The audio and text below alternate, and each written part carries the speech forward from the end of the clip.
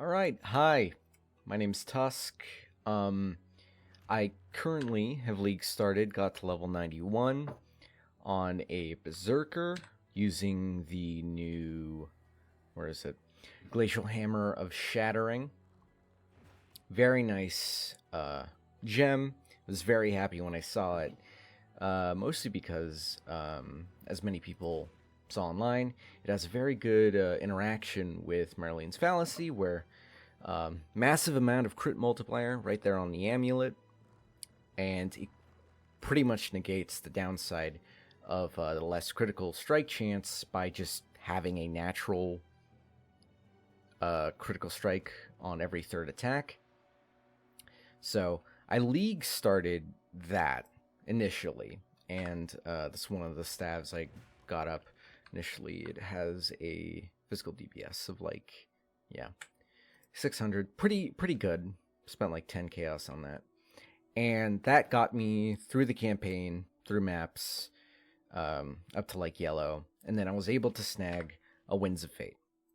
Now, the reason why I'm using a Winds of Fate, other than just because it's kind of hipster, I will admit that, is because it has massive amount of physical DPS, and if you check on POE trade, the next closest thing you can get is a like extremely well crafted staff. And I will also admit, you will want that kind of staff eventually. This does get overpowered by it, but that's going to be like in the realm of 40 divines, I'm pretty sure. Something absurd where at the moment of recording this, the Winds of Fate is like 2 to 3 divines. Very low amount, and because two things. There are two things why we use this. One, Glacial Hammer has a 100% physical damage convert to cold. That negates the random element conversion and the chaos conversion on the weapon. We will always be doing cold damage. That's very good, so we can scale into cold penetration, which is right here. Second, we have a third critical strike. So while mapping, it was basically the first two hits barely did anything, really, because of how much I've been moving into crit multi. That's just kind of how it naturally was. And before I even got the Winds of Fate, I was actually using Southbound Soldier Gloves for defensive reasons on mobs that took a bit of an extra minute to kill. So what was happening was that because the every third hit was hitting for so much, the freeze duration was just incredible, and I could just stun lock a lot of the map bosses without having to worry very much. And that's been very useful. And then some of my other gear, I'm not crazy into like min-maxing gear and stuff. I haven't changed my belt and my ring and my boots since like Act 10. Like, I really haven't cared as much. I've just been kind of killing. And in the meantime, I've just been, working on improving defensive in other ways. I've got a lot of auras. Berserker is not a very defensive character, and if you don't like dying, this build probably isn't for you. For sure, the trauma stacking version that you're going to see on POE Ninja and those sorts of builds, definitely way more comfortable, way more tanky. I'd assume they aren't as fast because you're not getting all the rage generation, and most people are just going to steal the blitz node. Because same thing here, blitz gains reduce critical strike chance, but increase critical strike. No. Okay, I was mistaken. It gives more attack speed, which is a massive multiplier. and most people are going to be stealing that and going on Jug to stack it. But since we're Berserker, I'll got way more rage, which means way more attack speed. Went to various directions to get attack speed. I could probably leaned into it more. I leaned into some crit multi over here. Got some endurance charge generation for some defenses. I should also probably grab that one. 25% chance to invert. Pretty nice. You'd assume because of the attack speed we were going faster, we'd be able to hit this more, but because it's every third, I don't know. Also, at the time of writing this, I don't have a POB gem to like really get down to the numbers, so I've been doing this all on feel. And so far, feeling's been pretty good. At the time of writing this, taking it pretty casually, I got my Searing Exarch, and I haven't tried at all to do Eater of Worlds. I haven't even gotten the map yet, but I'd assume I'd be able to do it within a portal or two. That's kind of becoming a tangent, but also, yes, this build does suffer a bit on ramp up because you got to build up the rage generation. And as you'll see in some of my other videos, if you see the channel and see some of the map clear, it's not the fastest. It's not the fastest thing, but you know, that's fine. That's fine. I've been enjoying it. Like for a league start and for someone who's usually like rerolls 2 or 3 characters within the first like week, I'm very happy with the progression.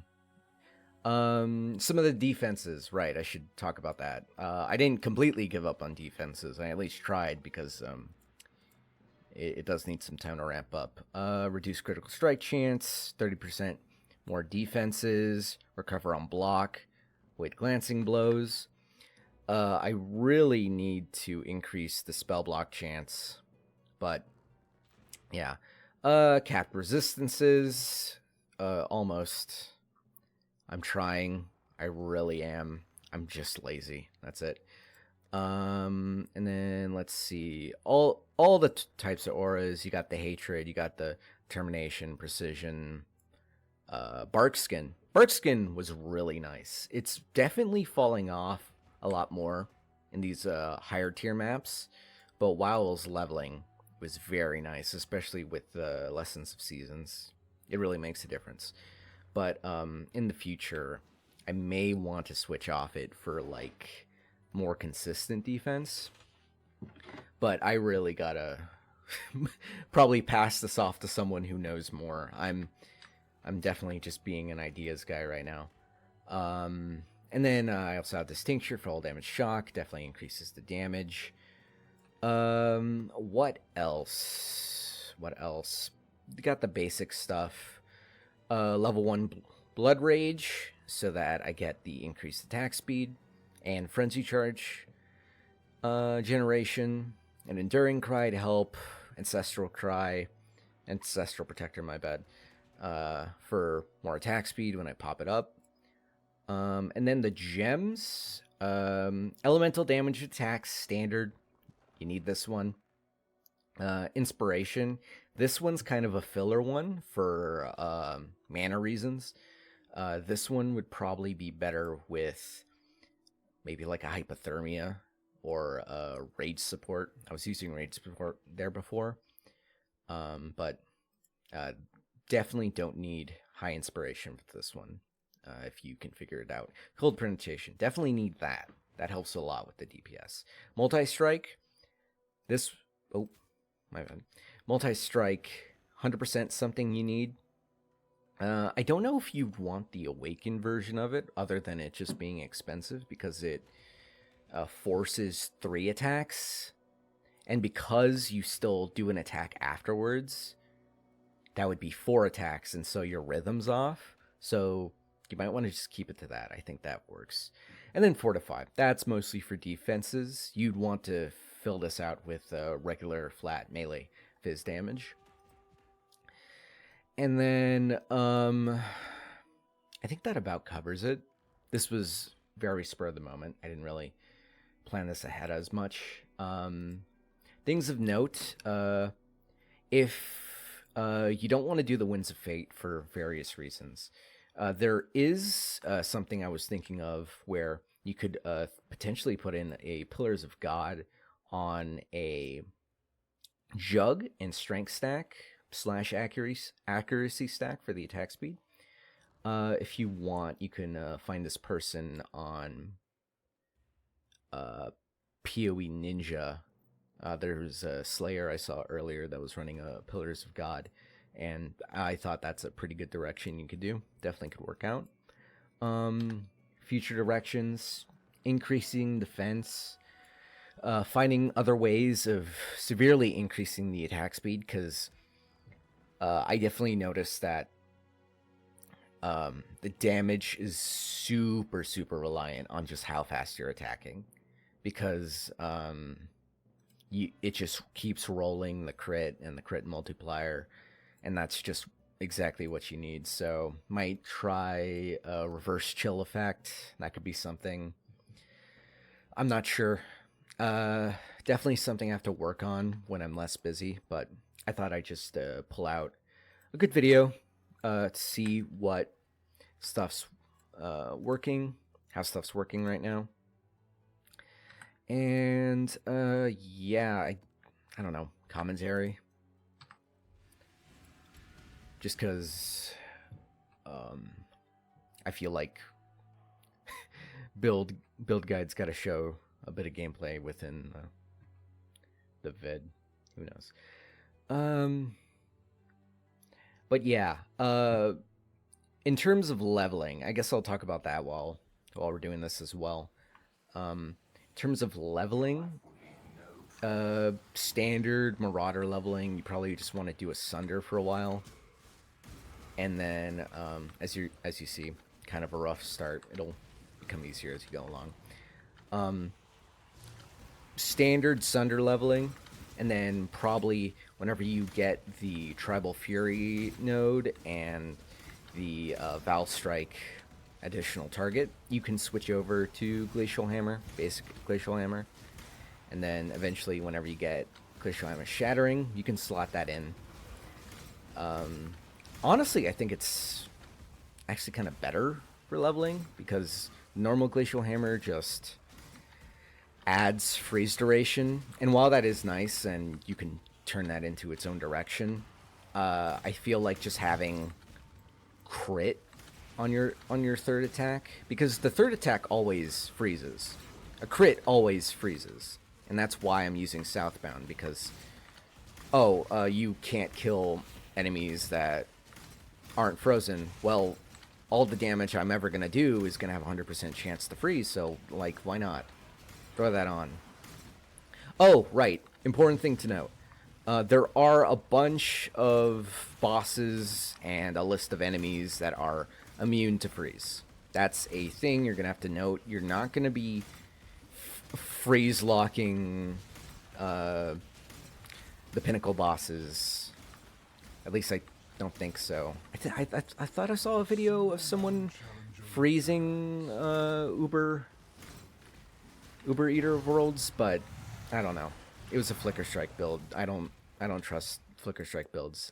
I'm a Flicker Strike player. Yeah, no. Pretty simple. Obviously, this wasn't a juiced map at all. I'm just doing this to show how the gameplay feels.